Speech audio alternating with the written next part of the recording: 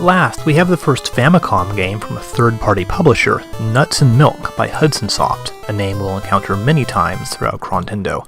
Now there are two sources that games can be ported from, arcade titles like those from Nintendo, and computer games such as this. Hudson Soft didn't make arcade games, they released games for Japanese computers such as the MSX and NEC's PC 6600 and 8800, among others. There were several popular computers on the Japanese market in the early 80s. Hudson seems to have had some kind of special connection with Nintendo. Not only were they the first outside company to make Famicom games, they also released versions of Nintendo games on Japanese computers, such as Punchball Mario Brothers. These games have actually been reworked quite a bit from the Nintendo originals. Nuts and Milk first came out on a few different computer systems in early 1984, one of the many games Hudson was putting out for computers at that time, though the game is actually copyrighted in 1983. However, the original is very different from the Famicom game. It's much simpler graphically and even resembles like Pac-Man a bit. The object is simply to collect all the fruit and then reach the heart to exit the level. Now for the Famicom Nuts and Milk, Hudson completely redesigned it, making it much more Nintendo-esque, with cuter characters and completely new levels. Basically, they made it into a platform game.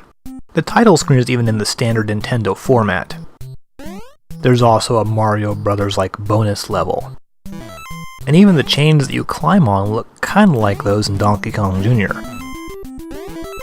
Now there is one unusual feature here, it's the edit mode, something seen occasionally on these old Famicom games.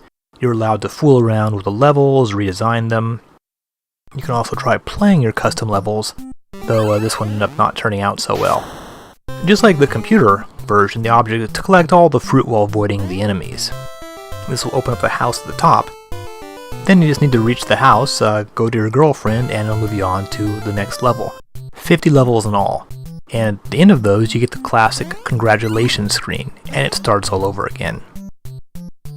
So Nuts and Milk is a reasonably fun, if very simple game. We'd see a lot of early Famicom games in this format, lots of short levels, as was common at the time.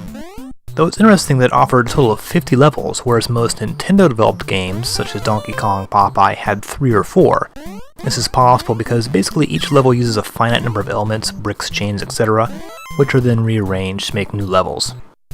So anyway, Nuts and Milk is hardly the greatest example of this particular genre, but it's an important game in the history of the Famicom.